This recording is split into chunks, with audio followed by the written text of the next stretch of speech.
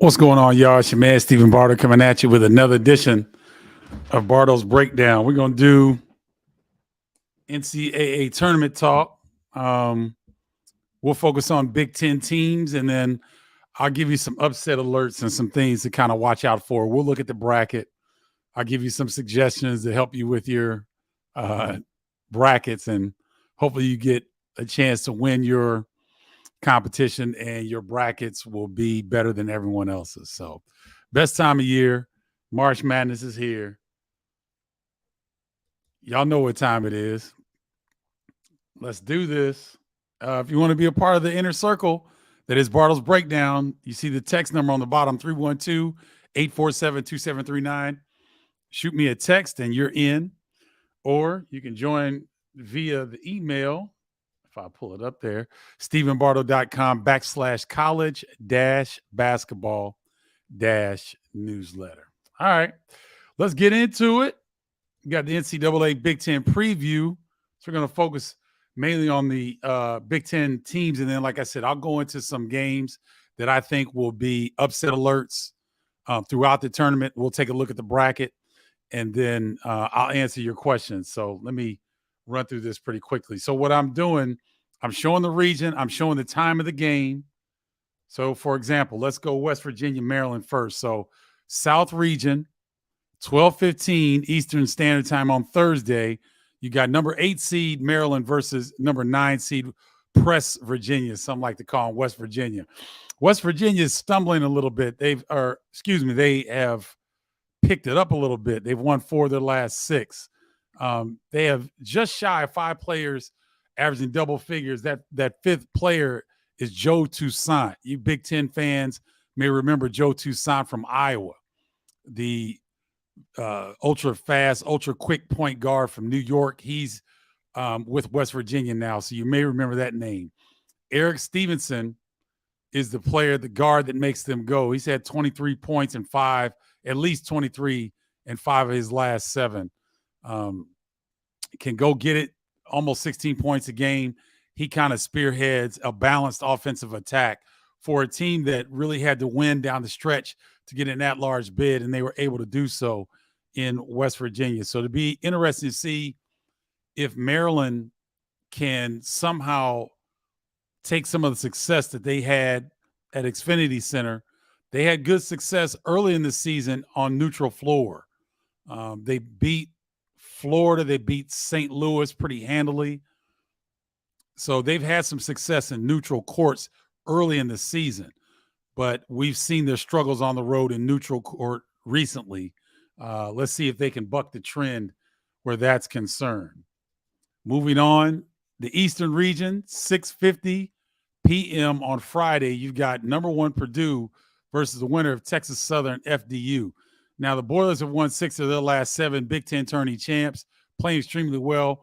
Brandon Newman, David Jenkins, and Mason Gillis really have provided a level of toughness that wasn't as consistent midway through the season when Purdue was rolling through people. They hit a tough patch like every Big Ten team did, and Matt Painter was able to really kind of reestablish a defensive role for Brandon Newman, something that he just started to really embrace, in my opinion, in the last half of the season. But since he's embraced that role, he's done a fantastic job of heating up the rock. David Jenkins has come in and provided stability when Braden Smith and Fletcher Loyer have been struggling a little bit. And Mason Gillis, once he had that 29-point game where he shot the lights out, I believe he hit 8 threes or 9 threes, something like that in Mackey Arena. He was one off the Mackey Arena record. Ever since that time, he's been really good both ends of the floor. He's always a rugged guy, undersized 4 on the glass. Now he's shooting the 3 with ultimate confidence.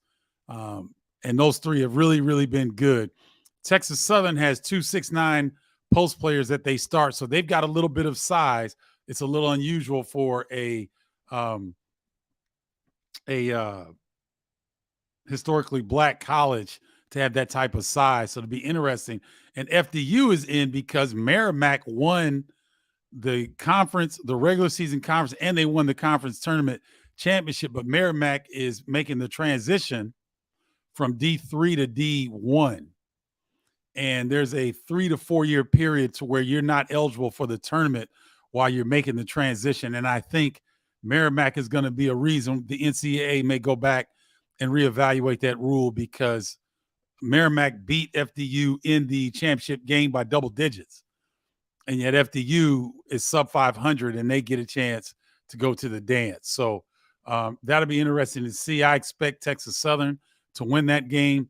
I don't expect Texas Southern to give Purdue any problems in that one. Staying in the East region, 12:15 p.m. on Friday, number 7 seed Michigan State versus number 10 seed USC.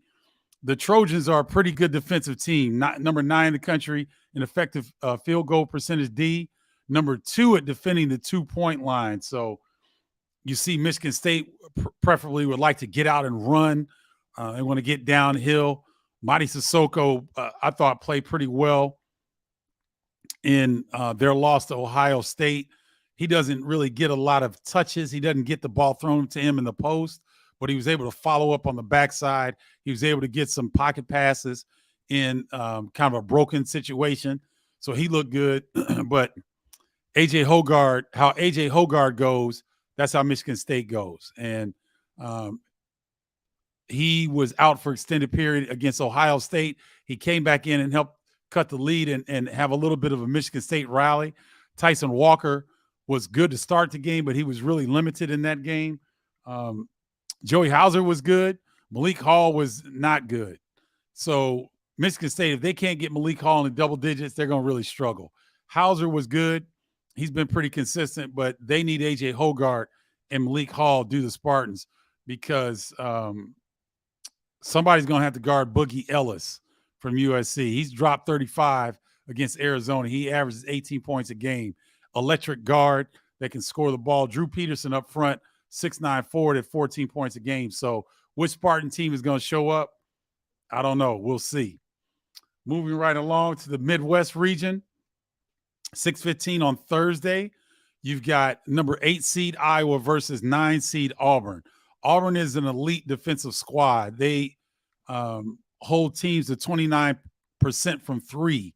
You know, Iowa likes to spread you out, space you, hit you with the 3, get downhill, get in the fast break. So this is a classic offensively elite team in Iowa versus a defensively elite team in Auburn. I'll take you guys back to early in the season in the pre-conference schedule, pre-conference tournaments, where Northwestern really felt like they gave one away to this Auburn team. It was 48-47, I believe, was the final score. It was in the 40s. So Auburn is scoring a little bit better now that they were in SEC play, because they've got some teams that like to get up and down, so they had to score a little bit better. But this is a team that's very comfortable with low possession games. So it'll be interesting to see how Iowa, if they can control the tempo against Auburn, who would like to slow it down a little bit. Auburn's a very good in terms of blocks. 14% of opponents' shots end up in blocks. That's a pretty good block rate. They've lost 3 or 4, have Auburn, so they're struggling a little bit to find their way in the SEC. They've got balanced offense. 5 players average 9 points or more. And Iowa's dropped their last 6. And one of those 2 wins in the last 6 games was that super wild finish where Fran McCaffrey had the stare down with Kelly Pfeiffer, the official. And then somehow that sparked an incredible run that allowed Iowa, they were down 13 with 120 to tie it up and to win it in overtime against Michigan State. So it's going to be interesting to see if Iowa can really ramp their offense up against this pretty good Auburn defensive team. Moving on, stay in the Midwest, 9:55 Friday night will be number 4 Indiana seed versus number 13 Kent State. Sincere Carey for Kent State is really an adept scorer. He dropped 35 points on Akron earlier in the regular season. They beat the regular season champs Toledo in the MAC tourney final, did Kent State. This is a popular upset pick. A lot of people think that Kent State will have a chance to beat Indiana based on Rob Senderoff, I believe is his name. He was a former Indiana assistant. They've got a balanced team, does Kent State. They're veteran. I believe they're a 28. I think they're a 28 win team. Let's see here. I'm not having success with my. Yeah, I don't have that in front of me, but that Kent State's an excellent team. That's an upset pick that a lot of people will watch. So watch out for that one. But I think Indiana, even though they lost to Penn State, I think they're playing pretty well. And I think that extended rest will help them to recalibrate and get ready for the tournament. But again, watch that game. That's an upset special for a lot of people. Staying in the Midwest again, we've got 3 Big Ten teams in the Midwest region. The last one that I'm going to mention here is 9:15 Thursday evening. I messed up there. Number 10 seed Penn State versus number 7 seed Texas A&M. Now, Texas A&M, they're 10-2 since the start of February, so they're hot, red hot. They have wins over all the teams in the SEC that are in the tournament right now: Alabama, Auburn, Arkansas, Minnesota, Missouri, and Tennessee. They've got wins against all of those teams. They're a big physical team. Buzz Williams, if you guys remember him from Marquette, can really, really coach. Wade Taylor IV is the player that kind of makes them go 16.5 points per game. So it's going to be a tough matchup for Penn State because Texas A&M, they guard you. They're physical inside. They pound the paint, pound the ball into the paint. So it's going to be interesting to see how Seth Lundy's probably going to have to guard a bigger post player possibly. Can Keba Jai stay out of foul trouble? And can Jalen Pickett, Andrew Funk, and Cam Winter and Seth Lundy, can they find the range early from 3? Can they flip the matchup from a traditionally bigger Texas A&M team to the offensive perimeter-oriented Penn State? That's going to be a nice matchup in that first round. All right. Let's slide to the West region, 4:30 p.m. on Thursday afternoon. It's the number 9 seed Illini versus the number 8 seed Arkansas Razorbacks. The Razorbacks are struggling a little bit. They've lost 6 of their last 9. Nick Smith's injury early in the season really hurt them. He's back. Nick Smith is a lottery pick. He's the player that makes them go. Crazy athletic, as you can imagine. Arkansas teams, very athletic, great length, but they have not found their stride. Number 16 defensive efficiency, so they're a good defensive team, and they struggle shooting the 3 like the Illini. They're a little bit better from 3-point land than the Illini, but not much. So it's a team that shoots threes, but is not necessarily good at the 3-point line, but they can attack you from 2-point land. They sound very similar to Illinois statistically. And so it'll be interesting to see if Illinois can find what they're trying to do offensively in that game early. Let's slide. We're going to stay in the West, 7:30 p.m. on Thursday. Number 7 seed Northwestern versus number 10 seed Boise State. Boise State's a good defensive team, number 14 in defensive efficiency. They're 3-3 in their last 6 games. They've got 5 players that average double figures, so that's going to be a challenge. Although, we've come to know Northwestern is a very good defensive team, but they're going to have their hands full with this Broncos ball club that have 5 players in double figures, so they can get you a lot of different ways. Tyson Dingenhart at just over 14 points per game makes them go. Northwestern, a very good opportunity here against a good Boise State team. All right. I'm going to give you some upset alerts popular upset games that people are talking about. Charleston over San Diego State. Now, here's the deal. I covered College of Charleston in the CAA championship against UNC Wilmington. This College of Charleston team can go. They play 10 players, at least 15 minutes a game. They attack. They shoot the 3. They come downhill. They've got a guard in Larson who is NBA athleticism. He's going to be in somebody's NBA camp, rookie camp, summer camp, something like that. I'm not saying he's an NBA player, but this kid Larson is an NBA athlete. He can fly. All right. College of Charleston, 31 win team. So this is a very, very good team. I know San Diego State is excellent defensive team. I like Charleston in the upset over this one. Utah State over Missouri is also a very popular pick. Missouri did very well in the SEC. I believe they finished third regular season. But this Utah State ball club, veteran ball club, offensively, they can pick you apart. I like Utah State in that one. FAU over Memphis. Memphis is a popular let me pull this up real quick. Let's see where Memphis is. Memphis is a popular pick to get to the Sweet 16. A lot of people think that they'll beat FAU and they'll beat Purdue in that second round matchup. I don't see that happening. I see Florida Atlantic beating Memphis. I know Kendrick Davis has had an outstanding season, but this Florida Atlantic team is another 30-win team.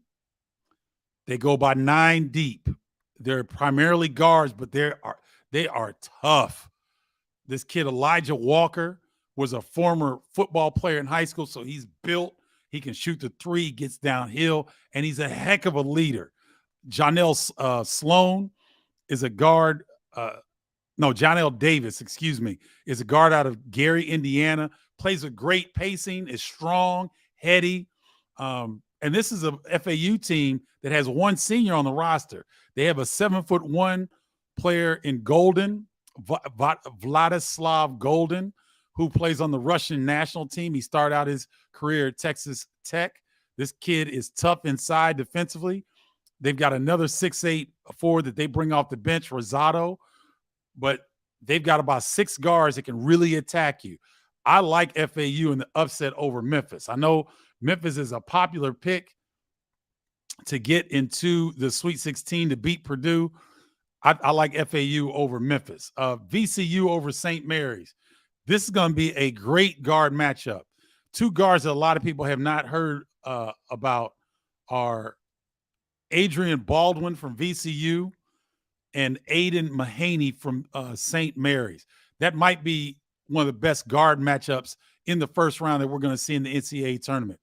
Adrian Baldwin went into St. Louis, which was an upper-level Atlantic 10 team, and he dropped 37 on one of the best point guards in the country.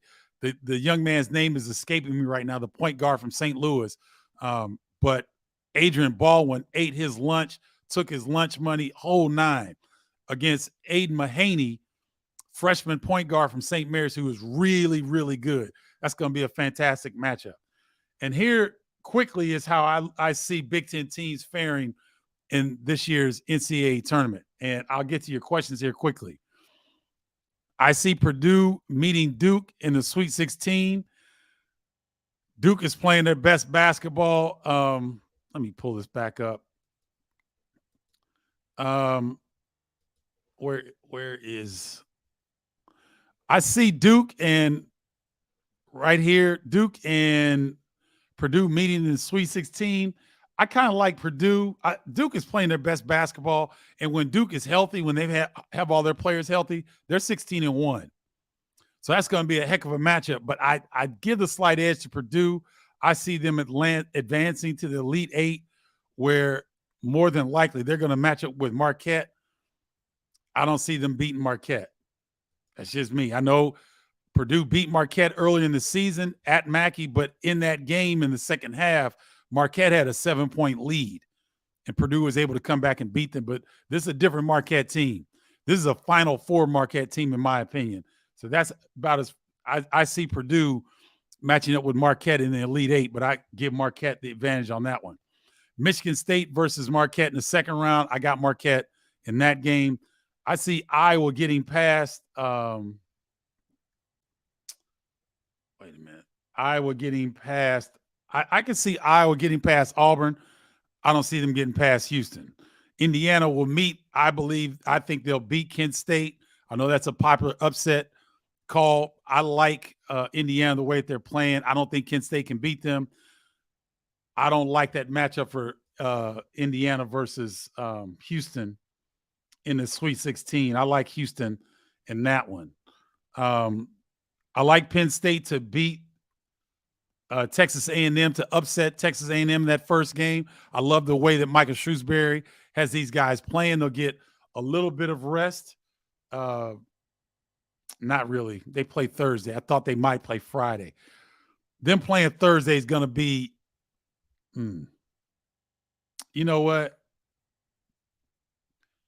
I don't like when teams get to the Big Ten tournament championship and then they have to come back and play on Thursday. That's not a good combination. I'm still going to ride with Penn State, but I don't see Penn State beating Texas in the second round. Texas is a popular pick right now, the way that they're playing to be a Final Four team. And then Illinois versus Arkansas, I don't see Illinois winning that game. Arkansas, I know, has struggled. They've dropped 6 of their last 9, but they've got a kid in Nick Smith who can take a game over, one of the best players in college basketball, in my opinion. I like Arkansas in that matchup. And then Northwestern, I like over Boise State in their first round matchup, but I do not see them beating UCLA in the second round. So I really don't see, and I know this probably going to be like, man, you work for the network and all that. I'm just calling like it is. I don't see any Big Ten teams breaking through. I see Purdue in the Elite Eight, but I can't see them getting past Marquette. So those are my quick picks. I want to go and open this up for you guys so that you can ask me your questions, and I can give you as much insight and intel as I have to help you with your brackets. What's up, Crumbs BYMF? Bardo for the win. What's up, Dewey? Good to see you. The transition rule is stupid. There was another school last year that won their tournament, couldn't go. You're right, Curtis. I wouldn't call it stupid. I'm sure it fit in the era of which it was made, but now that teams can really flip their rosters rather quickly with the transfer portal, I think the NCAA would do well to revisit that rule, and we'll see what happens on that. What's up, Philip G. Smith Jr.? How do you think Damon Stoudemire will do at Georgia Tech? I'm glad he got the opportunity. He was on the Celtics bench. He has his college experience at Memphis and I believe Pacific. Wasn't he head coach at Pacific at one point? So I like the fact that he got the opportunity, Philip, and good luck to Damon Stoudemire and the Georgia Tech Yellow Jackets. I have a feeling, just a gut feeling, Georgia Tech may be on some networks that you all are accustomed to watching during the regular season in the near future. Just a gut feeling. CDNIU, will you be at any of the games? Yes. I got my Des Moines tickets on Saturday. Was hoping for Kentucky-Illinois matchup. Getting one of my 2 teams isn't bad. What's up, Curtis? I'm at Birmingham with Brandon Gaudin. So we let me pull this up for you guys.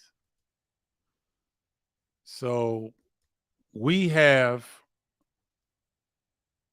Houston versus North Kentucky and Iowa versus Auburn.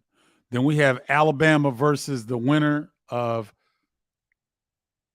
Texas A&M Corpus Christi and Southeast Missouri State head coach Brad Korn. Congratulations to Brad. Spent a lot of time at SIU.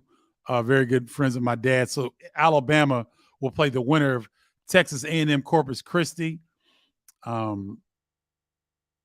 What's Steve's last name? He was an assistant at Purdue. Is now the head coach of Texas A&M Corpus Christi. Second year in a row, he's gotten them into the tournament. Oh, man. That's my dude, too. His name is escaping me. That's going to be a good game. Texas A&M Corpus Christi versus Southeast Missouri State. We'll take on the winner of Alabama and Maryland and West Virginia. So those are the 4 games that I have. Alabama, and then Maryland, West Virginia, Houston, Northern Kentucky, Iowa versus Auburn. Those are 4 games, the 8 teams in the 4 games that I'll be covering the first and second round on Westwood One Radio. Let's see. Curtis Dees. I have Bama, Duke, Houston, Kansas, with Kansas beating Bama in the title game. It's pretty good. That's pretty good. So you got Duke beating Marquette. I got Marquette coming out of that region. West region is loaded. The East is wide open. West, let's pull that up again. I might as well just go ahead and leave that up. The West region is loaded, he says. Is that what you said? Okay, let's take a look at that. West region, Kansas 1 seed, Arkansas, Illinois, pretty good at 8-9. St. Mary's is good. VCU is a sleeper. UConn is scary. UConn is definitely scary. TCU is scary. Gonzaga is a number 3 seed. UCLA. Yeah, West is loaded. Kansas, UConn, Gonzaga, UCLA. Oh, yeah. That's loaded. That's a good call, Curtis. And then the East he thinks is wide open. Let's take a look at the East. Purdue, Memphis is a popular team to at least get. Some people think they'll upset Purdue in the second round. Duke is playing extremely well at number 5. I have zero confidence in number 4 seed Tennessee. Ziegler, their point guard, is out for the season. He tore an ACL down the stretch of the SEC. Even with him back, with Rick Barnes coaching, no. Have no confidence in them. Kentucky, a number 6 seed versus Providence 11. Now, if I would have seen this Kentucky-Providence game, say 4 weeks ago, Providence was rolling, but they've really hit the skids. And Bryce Hopkins for Providence transferred from Kentucky. So that's going to be interesting to see if that will kind of reawaken Providence to their midseason form, because they were really, really good in the Big East, but they hit the skids down the stretch, and they're coming into the tournament limping against a Kentucky team that's starting to play a little bit better. Kansas State is a 3. Michigan State is a 7. Marquette is a 2. Yeah, so the East, I feel you, Curtis. I see what you're saying. Andrew Moody, I know it's not a Big Ten team, but thoughts on Clemson getting snubbed from the tourney? I sent you a text last night, compared us to Texas A&M last year. I didn't see enough of Clemson, Andrew, to really comment on that. I could go back. Let's take a look at what Clemson did really quickly. Let me pull them up on Ken Palm. So Ken Palm was number 64. Clemson is number 64 on Ken Palm. They lost to Virginia in the quarters, it looks like. They beat NC State. I mean, they thrashed NC State, who's in the tournament. They lost both times they faced Virginia. They've got 2 wins over NC State. They've got a good win over Penn State early in the year. They lost a close one to Iowa. I'm looking at all the tournament teams. So they lost against Iowa by 3. They beat Penn State in a double overtime game thriller. That was a great game in the Big Ten ACC Challenge. They got a nice win over Wake Forest. They've got a win over Pittsburgh, who's in the tournament. Duke, they've got a win over Duke. They've got some good wins. They've also got some bad losses. They lost to Boston College. Losing to Miami's no shame, but they lost to North Carolina. So I guess the committee felt like they didn't do enough work, Andrew. Yeah, that's a tough break there. Let's see. Memphis is all playground hustle, hard to win consistently with very little structure offensively. Yeah, Memphis is long too, and they've got Kendrick Davis can go get you. He can go win you a game or two, but I like that FAU team. They got 31 wins, and they're connected.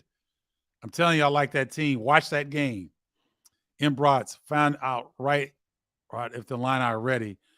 They were lottery picks on Arkansas at the get-go this year. No, Embrats, I'm telling you, Arkansas can go. Nick Smith is one of the best players in the country. He can bring you home. And the way that the Illini are playing, I'm not certain that Arkansas plays a style that might lure Illinois into a mano-a-mano situation where they start coming down jacking shots and jacking threes that will play right into the hands of Arkansas. I don't like that matchup for the Illini. Yuri Collins, thank you, Facebook user. Adrian, the point guard from VCU, ate Yuri Collins' lunch.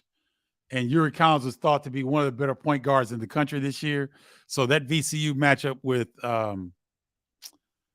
Adrian and Aiden Mahaney from St. Mary's is going to be a great one. Marquette might make a run. I don't think there's any might to it. I've been telling people the whole year about Marquette. Been telling anybody that will listen how good that team is. That's a Final Four caliber team. Yuri Collins is a point guard at St. Louis. I go to every year to watch Travis for a coach. I even sat on the post saying, good question. I'm not sure because I thought St. Louis was pretty good throughout the regular season. Sounds okay. Chuck Finney. What's up, Paul Miller? Good to see you. Oh, okay. Bellarmine, thank you, Andrew Moody, was a team last year that was making the transition that would have gotten the tournament, but that ruling kept them out. Merrimack is this season. Thomas Dagley, Illini one and done, unfortunately, looking to next year for which players stay and which players we pick up.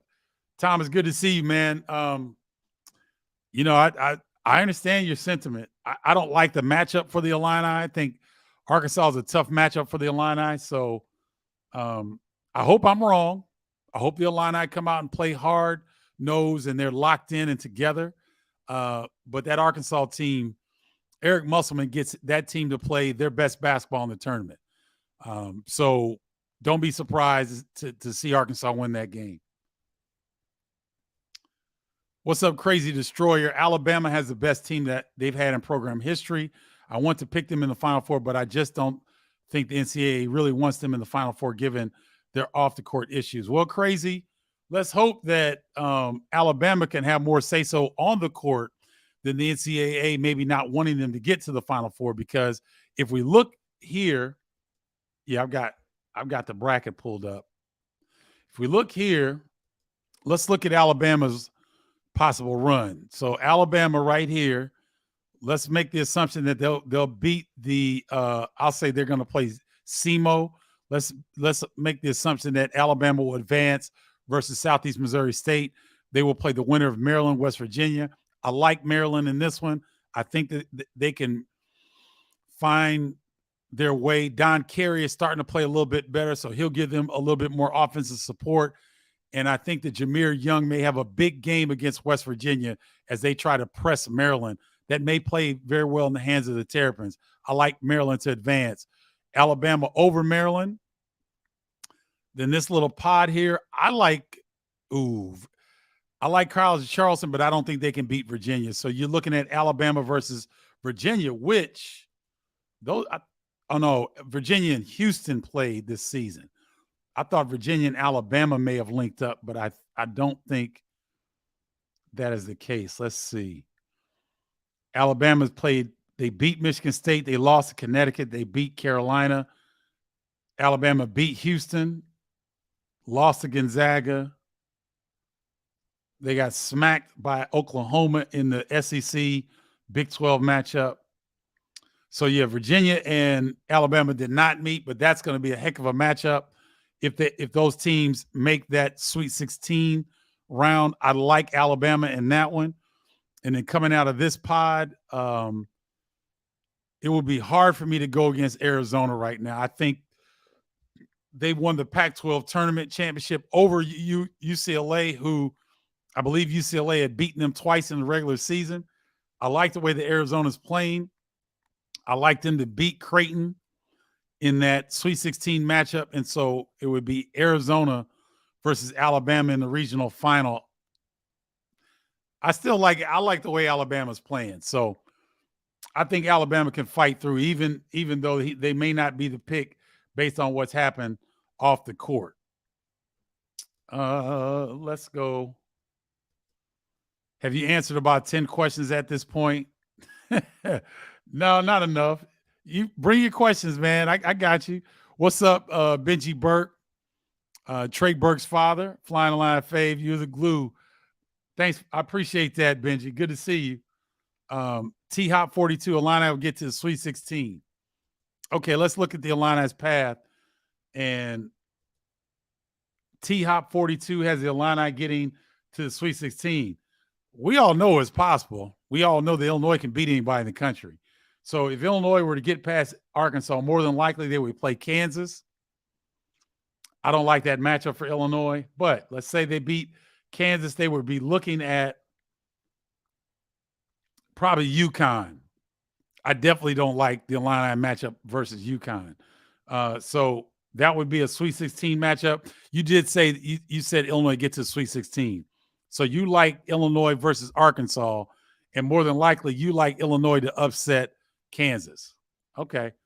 Illinois and Kansas did play in a scrimmage, in a preseason scrimmage, a closed scrimmage, and did very well.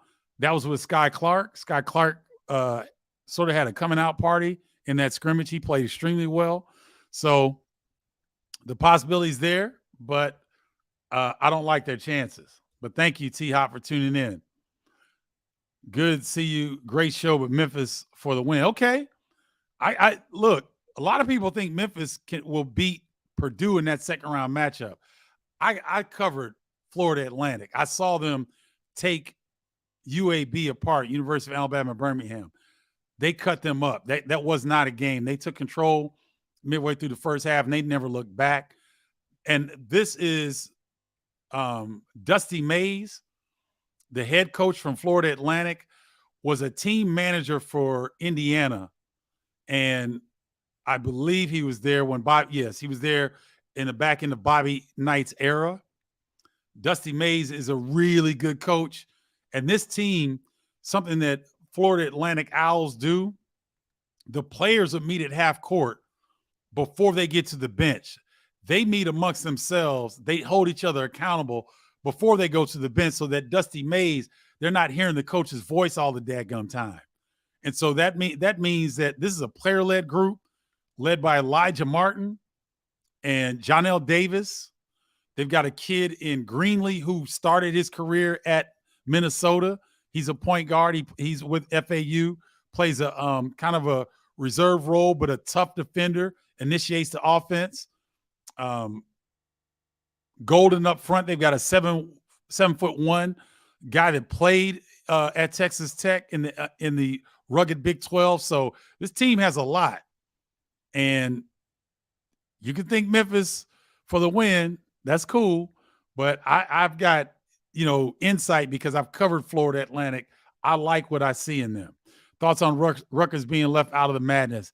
David Lager. What's up, David? Rutgers struggled down the stretch. It was well documented. They had very good opportunities to beat a number of different teams down the stretch that could have helped their resume, and they didn't. And I'm trying to look for Rutgers. Let me pull up. I thought they did enough to get in, but I wasn't surprised when they were left out. Where is Rutgers? I'm looking at Ken Palm right now. Ooh, where are the Rutgers Scarlet Knights? Oh, man. Yeah, well, Rutgers is number 35 on Ken Palm, top 5 defensive team in the country, 5th in the country. But the loss to Minnesota killed them because that's a quad 3 loss. That really hurt them. They had a chance at home to beat Northwestern. They got spanked by 12 points, and that really wasn't close.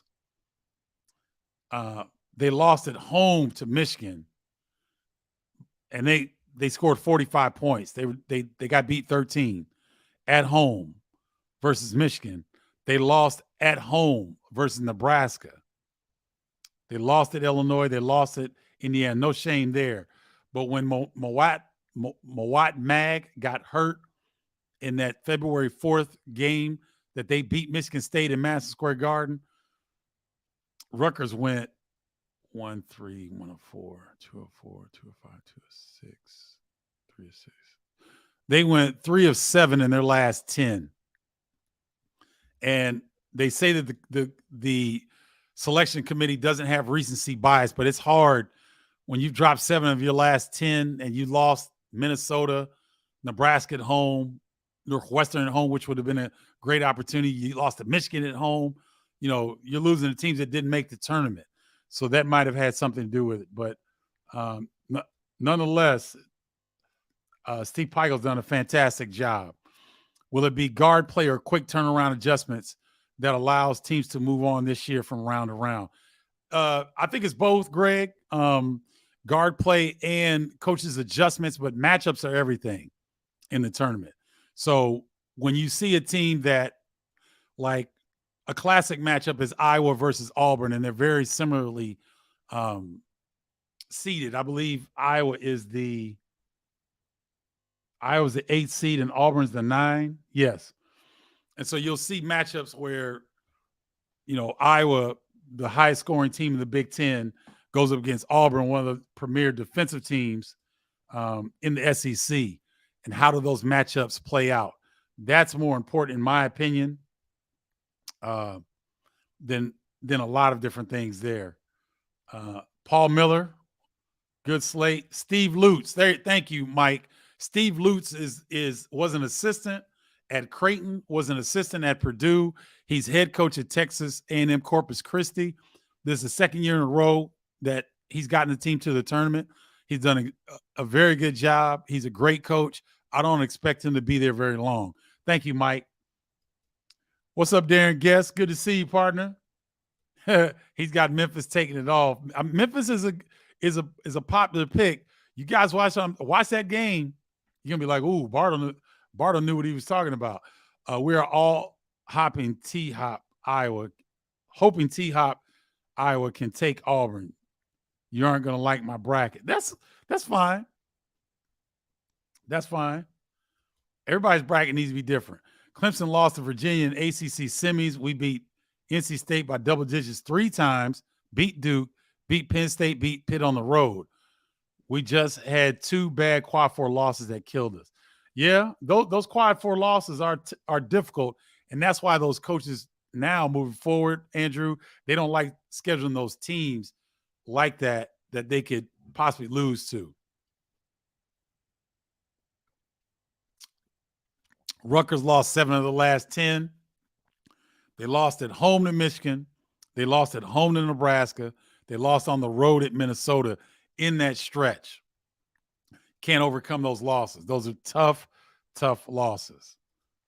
Will you be doing games the second weekend? I will probably go to no games second weekend. I'll be in studio 2 days, Friday and Thursday and Saturday of the Sweet 16 Elite 8 weekend. I'll be in Big Ten Network Studios that weekend. I like Purdue in the Final Four. I can see Purdue wearing down Duke late. That's going to be the key. But even if Purdue gets past Duke, I don't think they're going to get past Marquette. Marquette won the regular season Big East, and they won the conference tournament. They're one of the best offensive teams in the country. Tyler Kolek is one of the 3 best point guards in the nation. They've got a dynamic scorer in Cam Jones. They've got one of the most gifted small ball bigs in Oso Ighodaro in the country. Omax Prosper is an athletic wing. They've got the 6th man of the year, David Joplin, off the bench, who's a 3-point bucket walking. Marquette is rough. They are good, and they are balanced. So I don't see Purdue getting past Marquette. That's just me. Michigan State Marquette is 50-50 in my opinion. Okay, sports chat with Matt. All right. I mean, so you like Michigan State getting past. Where is that game? Michigan State getting past USC. I can see Michigan State beating USC, but let's look at Michigan State would have to match up with Marquette in the second round. I don't see that. I feel you. I mean, hey, if they do, good for the Big Ten, but I don't see Michigan State beating Marquette. You're making great sense. I made some changes, Lee Anderson. Well, I mean, I just want to give you guys some insight because I've, done some of these teams. I've covered some of these teams that most of you all probably don't know much about. So I just want to give you some insight. Brandon Miller is winning the dance this year in Alabama. Brandon Miller is the Zach Edey is statistically the best player in the country. Brandon Miller is the best baller in the country. He's a baller. And Alabama has size up front. Quinterly, the point guard, is a veteran, and he's a wizard with the rock. They got three-point shooting. Alabama's got everything. So I wouldn't be surprised if Alabama cut down the nets in their 2-hour drive. Oh, no, I was thinking Atlanta. They got to go to Houston. But no, Alabama looks as good as anyone. I honestly like Creighton a lot to be a sneaky team to come out of the South region. Okay. Baylor Shireman and Ryan Nimhard. Andrew, they also have Ryan Kalkbrenner up front, who may be the best defensive big in the country. They have Arthur Kaluma, who's an outstanding kind of 3-4 player that can attack.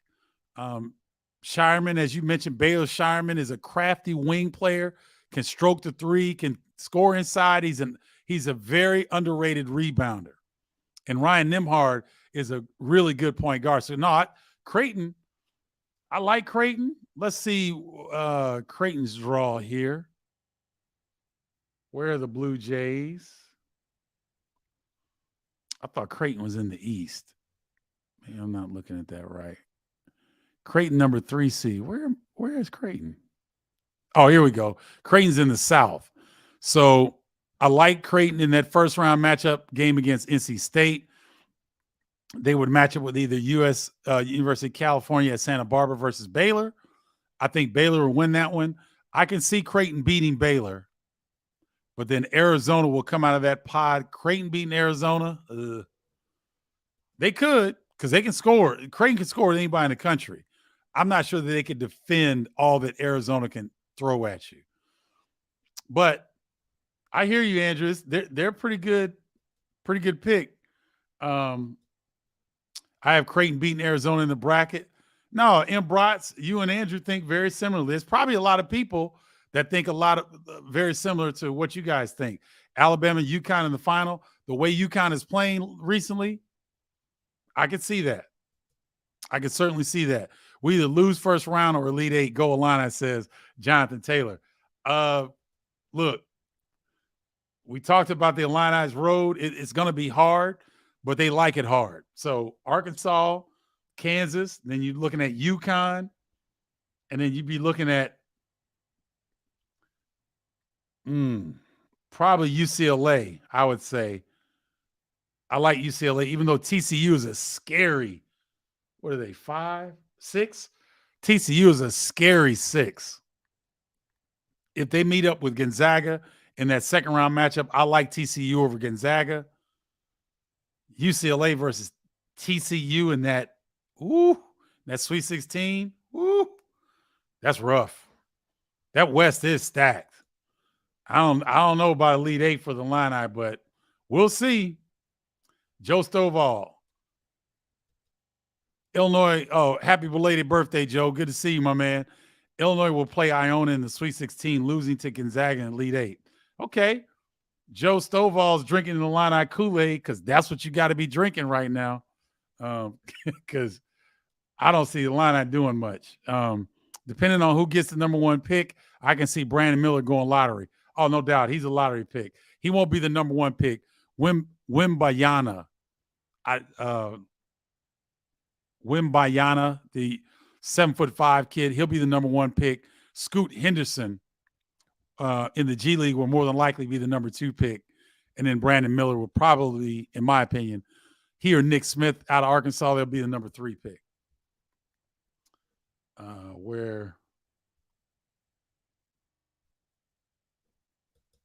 What about the Tar Heels turning down the NIT? I'm surprised the Wolverines didn't turn down the NIT. I thought they might turn that down. The Tar Heels are a team that they were ready to get away from each other. Those guys are a bunch of veterans. They've been to the mountaintop. They struggled this year. I'm not sure if NIL was an issue, but those guys are ready. They just didn't want to play anymore. And if you've got guys that you can't motivate to get up to play NIT games, you're probably better off denying an invitation than going into an NIT game and looking terrible and putting further tarnish on your program of blue blood like North Carolina. So I'm not surprised that they turned it down. Penn State is capable of a deep run. What are your thoughts on Seth Lundy as a possible situational NBA 3-and-D guy in the Trey Murphy mode? Trey Murphy's 6'9". I can see Lundy doing some of that. I can see him doing that. That's a good comparison. He could be a two-way contract type of guy. I can see that. Michael Shrewsbury is emerging future NABC Hall of Famer, Naismith Hall of Fame potential head coach. Could be, Ian. Could be.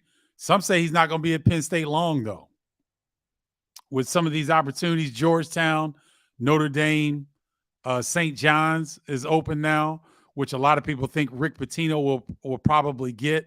But Georgetown and Notre Dame, a lot of people have been talking about Michael Shrewsbury might be the favorite in those two particular programs. So we'll see. But Micah can definitely coach. And I do like your comparisons for Seth Lundy. Those are really good. Thank you, Ian. What do you think the Big Ten has NBA players, future NBA players? Now, the Big Ten has done a better job of that in the last 4 or 5 years, in my opinion. But there was a stretch there where the Big Ten was struggling to get a plethora of NBA guys. And you just can't win national championships unless you have future pros. That's the bottom line. So we'll see if they I don't think they're going to break through this year, Mike. Just my opinion. Yep, we talked about that.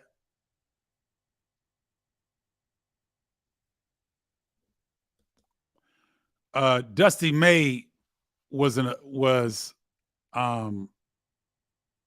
manager under Knight.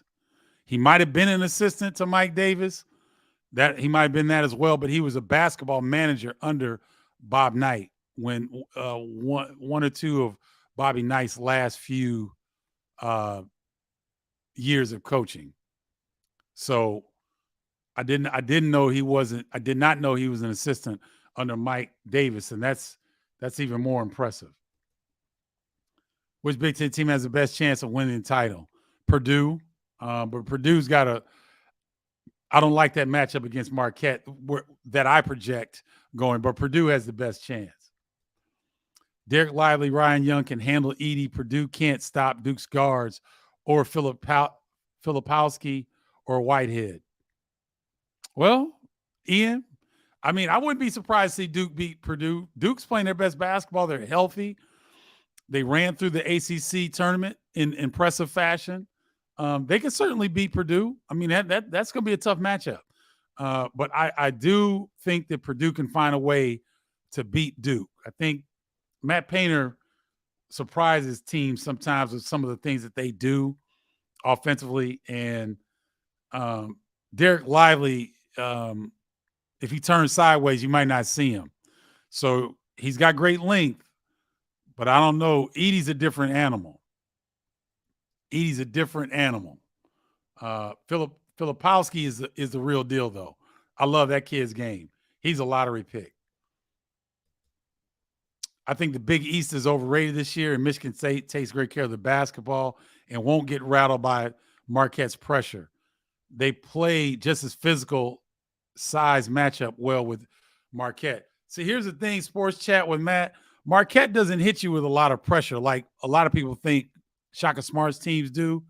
They don't hit you with a ton of pressure. They're very judicious with how they implement that pressure. So you won't see them just try to attack Michigan State with pressure the whole game, but they will throw it sometimes. And I don't like the inconsistency that we've seen with the Spartans and the Golden Eagles. Marquette's rolling. So I hear what you're saying. You think the Big East is overrated. Let's see what UConn does in the tournament. Let's see what Marquette does. Creighton is a popular pick to advance out of the East region. I believe. Let's see. Creighton is in the. Why I keep forgetting where Creighton is. Creighton's in the South, and they're a popular pick to advance at least to the Sweet 16 or Elite 8.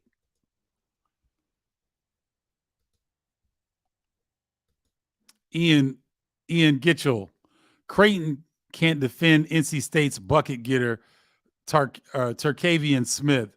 DJ Burns will neutralize Ryan Kalkbrenner. NC State is a really good defensive team. ACC seeks redemption. They might seek redemption, but Creighton's a different animal, Ian. I'm telling you. Terkavian Smith is a bucket getter. But Creighton doesn't need Ryan Kalkbrenner to score a whole lot. They just need him to be very solid defensively. And he's a very talented big. Arthur Kaluma. I like Creighton in that matchup. This is March Madness. Anything can happen. Illinois can get on a roll. Yeah, they could. They could. No doubt about that. I mean, everybody knows that Illinois, they could, I said in the Big Ten tournament, they could lose the first game against Penn State, which they did, or they could win the whole thing. Similarly in the Big Ten, in the NCAA tournament, they could beat Arkansas. Can they beat Kansas? Of course they can beat Kansas.